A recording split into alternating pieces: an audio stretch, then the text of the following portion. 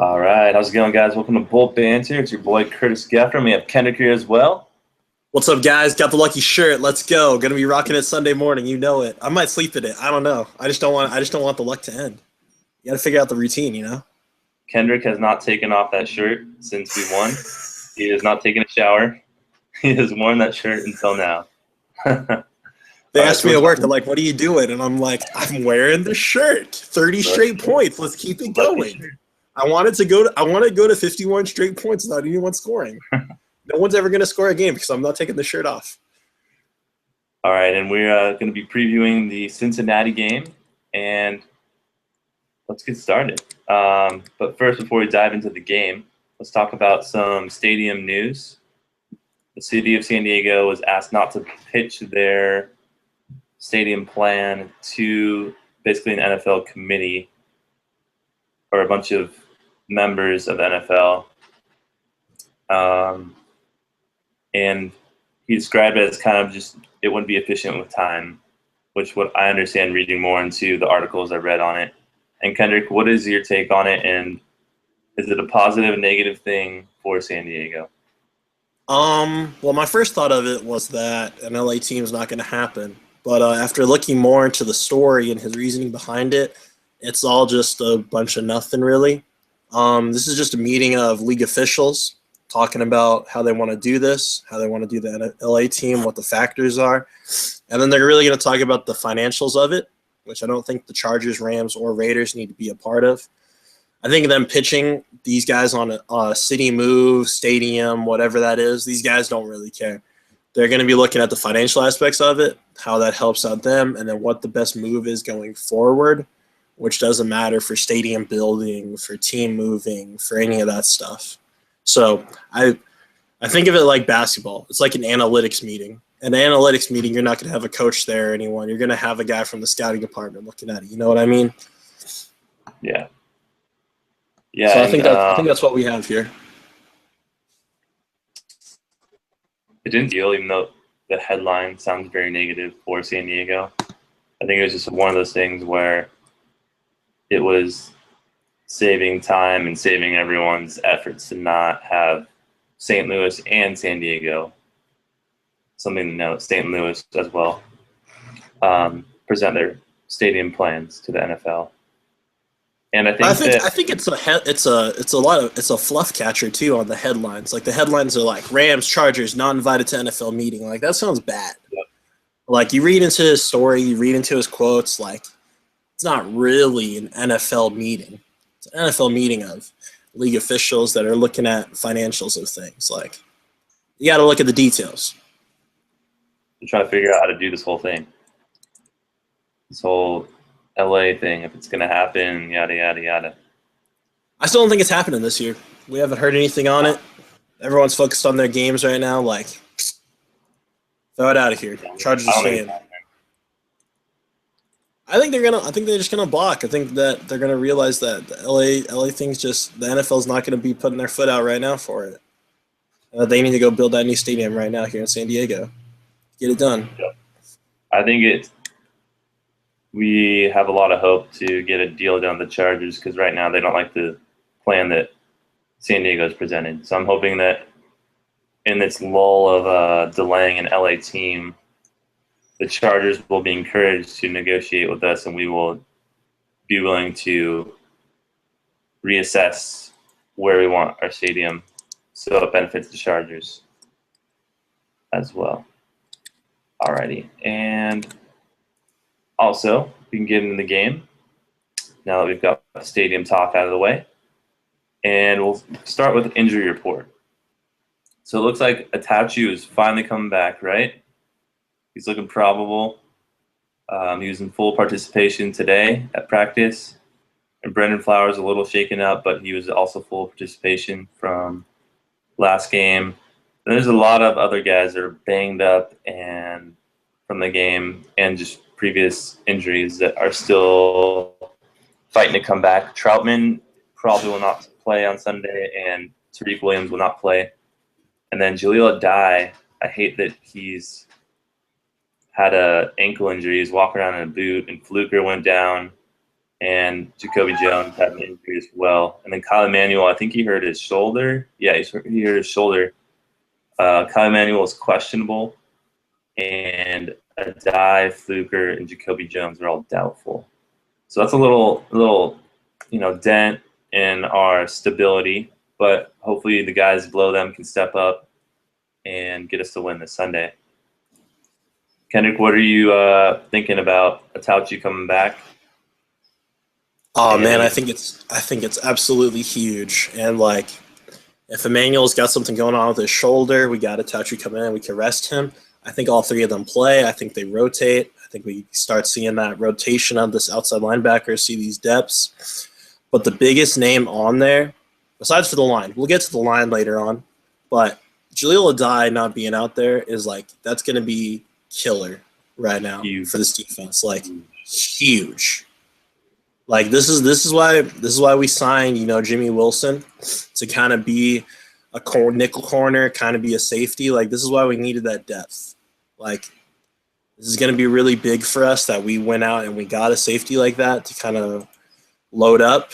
Maybe we see Daryl Stuckey playing some strong safety too, but it's gonna be interesting. It's gonna be interesting how that plays out, especially when you're going up against a receiving core that has AJ Green and where are these other guys? I think it's Marvin Jones, Mohamed Sanu. Like these guys are very good, very talented wide receivers. So it's going to be interesting to see how that factors in. I think, Jimmy Wilson's a professional. I think he did a lot of good things in Miami, whether he's at corner, whether he's at safety. He's a very diverse guy. And I think it's gonna play out as we make our adjustments. Yeah, I think whoever is playing for Adai is going to be the fact of whoever will be playing is going to determine a lot about how we handle this receiving core. Because Adai was huge last week. He was playing killer football. Yeah, I also heard Phillips thrown around. Adrian Phillips. I'm not even sure who that is. So yeah, but that name was tossed around, and then of course Stuckey's always in there somewhere. Yeah. Or if they just throw Williams in there, right? Yeah, it sounds like it's going to be Jimmy Wilson, and then Stuckey's Weddle's back up at free safety. So that's why we signed Jimmy Wilson, just because like if we needed a corner, if we needed a safety, we got this guy out here who can play both positions. So it's very good. It's very smart to see that. Like this injury was so random. Like he played the entire game last week. He was fine. And then after the game and all that, they saw him in a walking boot. Yep. Leaving practice on Monday, I think. So he went like the entire weekend with whatever's wrong with his ankle. So I remember seeing the second it happened of Jaleel Adai walking out of Qualcomm with a boot. I freaked out and retweeted it immediately, and I was like, what? I was shocked. Yep. And, like, I think he's going to test it. I think he'll lace it up. He'll tape it up. He'll put on a brace. He'll do what he needs to do. But, like, if we got to rest him, Jimmy Wilson's very capable. So. If we need to rest him, we'll rest him. All right, and then also on the Bengals side, looks like Leon Hall, their corner, a little injury issue, but it looks like he will probably play. And then there's some other guys on their roster. Their defensive tackle, Hardison. Their safeties were a little banged up, and two of the other cornerbacks as well. I don't know these players specifically that well, but it looks like they have a lot going on with a banged-up defense. Yeah, it's big, man, because Drake Kirkpatrick and Reggie Nelson are, like, the main guys in that secondary along with Adam Jones. Like, it's funny. Everyone in their secondary besides for Adam Jones is on this injury report right here. So that's pretty huge. That's pretty huge for our receivers. Yep. If these guys aren't, they're probable. So, like, they're kind of like, it could be anything from I'm a little bit sore to my ligaments are tightening up, whatever. But, like, This guy, George Aloka here, they're a strong safety. Like, that's another one, too, where, like, if we lose a die, then at least they're losing their strong safety, too. Plays into a little bit of an advantage for us. But other than that, I think that's the real thing to look at for the Bengals defense here, is that the secondary could be a little bit banged up. Maybe something to watch as the game progresses. Maybe something that plays in our favor. Yep. And you are right. Both their starting corners are banged up. Kirkpatrick and I think it was Shaw. Reggie Nelson. Nelson. Josh Shaw is way down there. He's like 6th string. So. Okay. Yep. Okay. Nelson is free safety. Gotcha. Mm-hmm. Yep. Pretty big. We'll see. Like, they're probable, you know? Like, when someone's probable on my fantasy team, I'm just like, all right, don't got to worry about you. You rest up. Like, everyone, if there's like 30 players on the Patriots every week that are probable on the injury report. Like, that's just so they can take an extra ice bath or something. We'll see. We'll see how it plays out.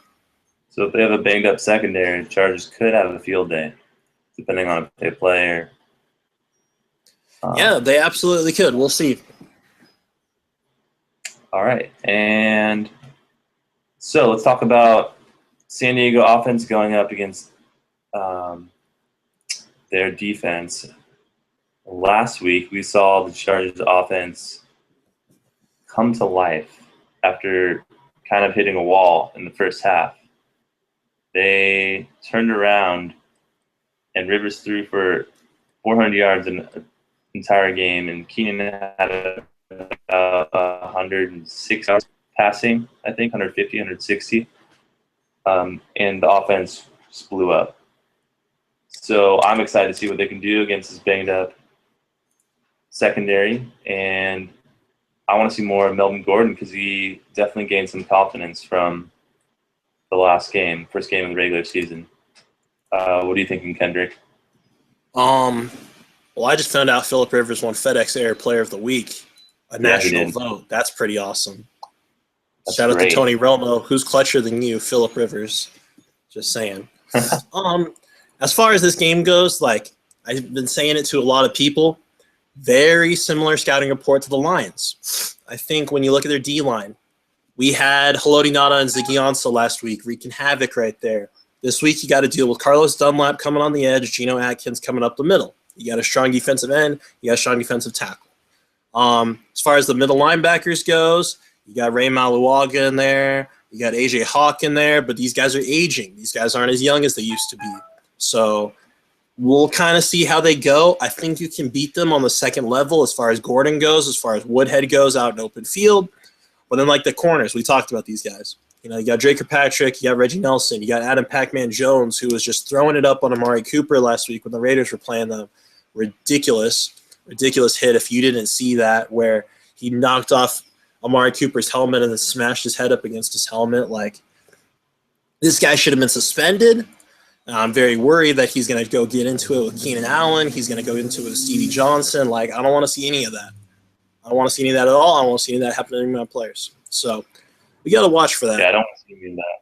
But as far as offense goes, we're on point except for the offensive line. You know, we talked about it a little bit in the injury report. Johnny Troutman, we're probably not going to see him back to next week. DJ Fluker, we're not going to see him back for 3 to 5 weeks. So they're going to be a long time without him. We're going to have Chris Hairston starting at right guard. And, like, the thing that worries me about that is that Carlos Dunlap comes on the left from the defense. Geno Atkins comes from the right. So you're going to have Chris Hairston and Johnny Troutman dealing with that edge rush coming up. And then you can see Geno Atkins coming up through the middle. So it's like, which guy do you guard there? I know these guys are professionals. I know that's why we signed depth. Like, we've signed depth everywhere preparing for injuries. Like, we're down 3. We're down to our third-string guard right now. Chris Hairston started every game for the Bills. Like, the Bills' O-line is pretty good, especially when the Chargers played them last year, if you remember. That was a good test. That was a good fight early on in the season. So Chris Hairston, he's a guy who knows how to do it. I've heard he's more of a pass blocker than a run blocker, which is good because I feel like we're going to be able to really air it out on this team. Similar look to the Lions. I think similar game plan. Like, don't focus on Keenan too much. Spread it out. Get Johnson his, get Ladarius Green his, get Danny Woodhead open field. I think Melvin Gordon absolutely starts to explode. He starts to build on the momentum that he had last week. Yep. So I think, oh man, Melvin. Let's see, Melvin breaks another one. Forearm doesn't hit the ground this time. Let's go with that. Like no forearm hit the ground. Yeah, I think this is a game where he needs to improve from last week, and he could possibly break out. Like he had an overall good game, but I've heard that we're going to see more of him in terms of ratio Gordon to Woodhead this game, which will be exciting. I'm hoping that Gordon has the confidence he needs and sees the lanes he wants to see and takes them and takes to the house or gets some big chunks of yards for us. All right, yeah, I'm telling you right now, like it's amazing to me how similar this is to the Lions. And as we take it into the defense versus the offense right now, you're going to see that even more. Like, it's mind-blowing to me. They're not the same players, but it's a similar look on paper. So you kind of have a little bit of strategy. And like a lot of people talk about how the last time they played the Bengals was when they played them in the playoffs in 2013. Like, that's a completely different team. Like, look at the Lions, look at what you did to them last week, play to your strengths, make adjustments based on the players that you see fit. Yep. It's so simple. It's so simple. Just us sitting here and analyzing these guys while they're in there going, man, how are we going to stop AJ Green? That's the real question. And the Bengals were, in my opinion, definitely better in 2013 than they are now. Oh, yeah. I definitely agree with you for sure. And so talking about their offense and our defense, we have a lot of young depth, like solid depth to our defense. So stopping them is going to consist of hopefully shutting down AJ Green like they did Calvin or Megatron and Tate last week.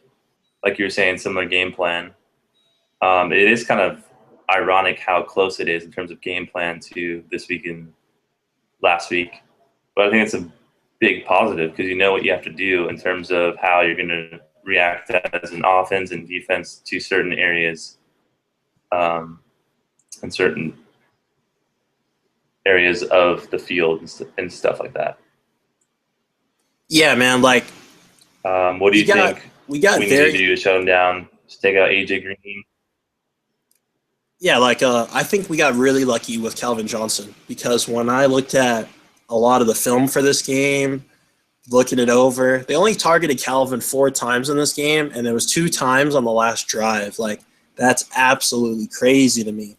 I really think if the Bengals target AJ Green 9 to 12 times in this game, I think we see a little bit more of him. I don't really understand what Stafford was thinking, but if he couldn't get the ball to Calvin, if we just had good reads with Flowers and Weddle like covering him, because like, you know, if Calvin was going in the middle of the field, Weddle had him. He had him on lockdown on the edge. Brandon Flowers had him. So can we do the same thing to AJ Green? I really think we can. I just think that if Andy Dalton gets the ball to him, I think he's just going to do his thing. I really think that if he gets the volume, whether we have good coverage or not, he will get his. It will happen. This is what I thought with Calvin Johnson last week. I really thought 1 touchdown to Calvin, 1 touchdown to the tight end. Very similar thing with the Bengals. AJ Green, watch out for Tyler Eifert. Huge, very young tight end. Watch out for this kid, all right? He's the other threat. It's not Marvin Jones. It's not Mohamed Sanu. It's Tyler Eifert. Watch out for this kid. And then like we saw it with the backfield last week. Like Abdullah broke off a huge 26-yard run, and Jeremy Hill is no slouch. Jeremy Hill's a hard hitter. He's a very hard-hitting running back.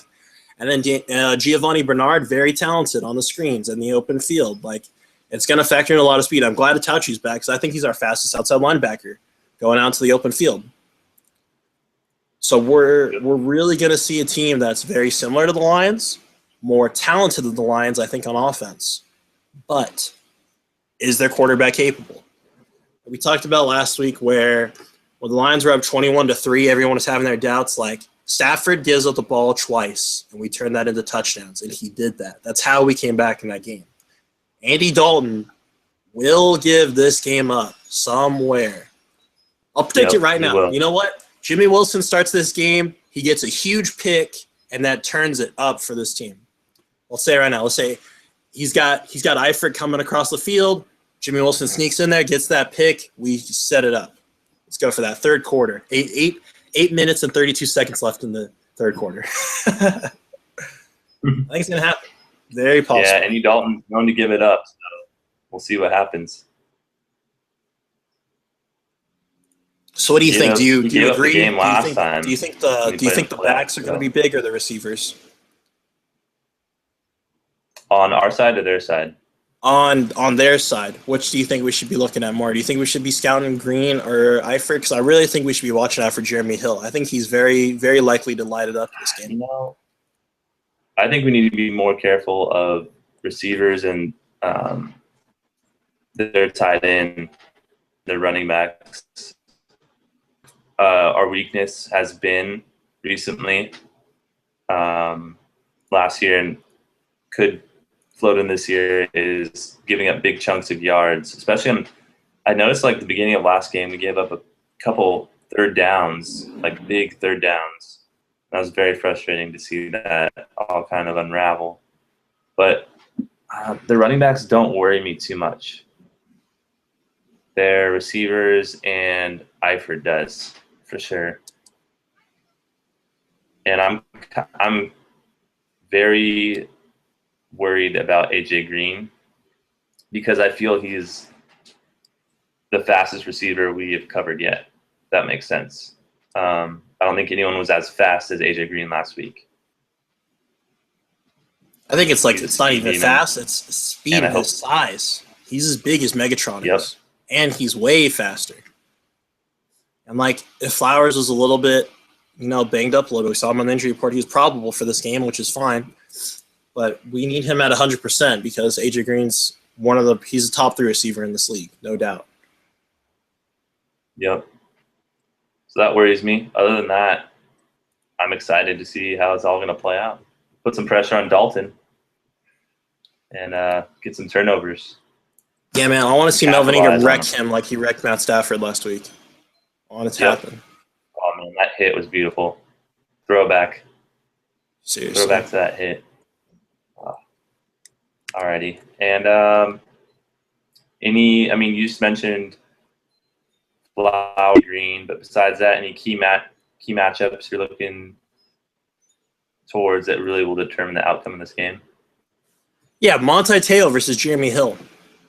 I really think Teo blew it last week when Abdullah broke off that run. I really want to see how he makes up for it in this game. I want to see him making big hits. Donald Butler was coming in.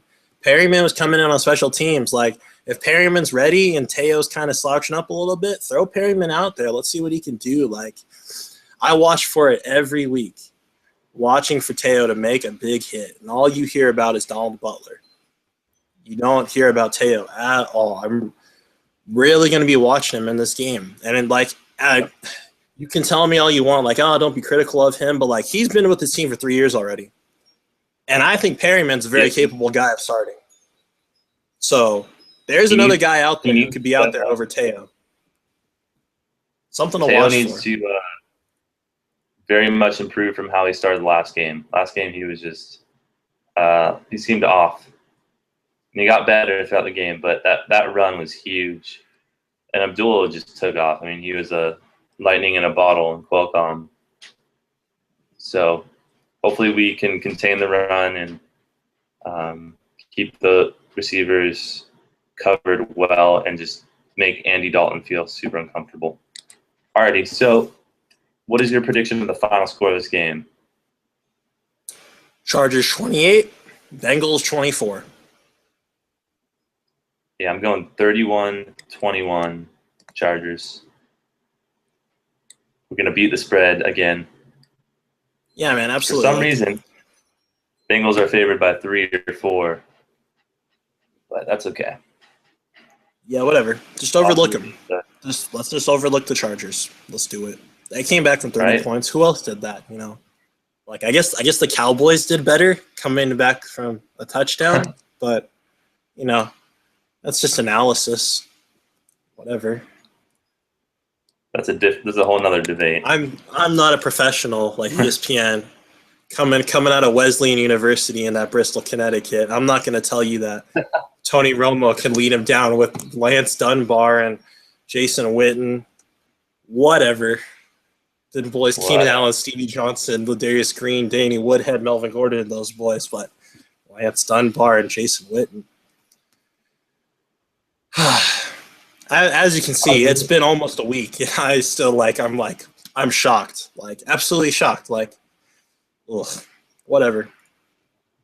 I don't want the Chargers to have this. You have to have these amazing comebacks. I just want them to go out there, build up a lead, let your defense do their thing, and just keep it going, man. Like, I don't want to be on the edge of my seat. Momentum Like, from the first game. It's nice and all, but like you can only have so much gray in your hair. Like you just got to be sitting there sometimes and just be like, yeah, that's my team. That's my team right there. Like last night, Broncos and Chiefs fans were on the edge of their seat the whole way. Like, nah, no thanks. It's a Thursday night, man. Alrighty. All right, let's close this out. Thanks for watching Bolt Banter again. This is Curtis Geffrum and my boy Kendrick. Kendrick? Yes, sir. Bolt up, San Diego. We're going to be doing our thing 10 a.m. Make sure you wake up early, 10 a.m. on Sunday, out there in Cincinnati. Get that Cincinnati chili going. Get some spaghetti, get some chili, get some of that fresh cheddar on there because it's bomb. That's how you wake up in the morning. That's your breakfast. Pro tip. Cincinnati chili. It's awesome. I'm excited for some breakfast and football. That's always a good thing. Man.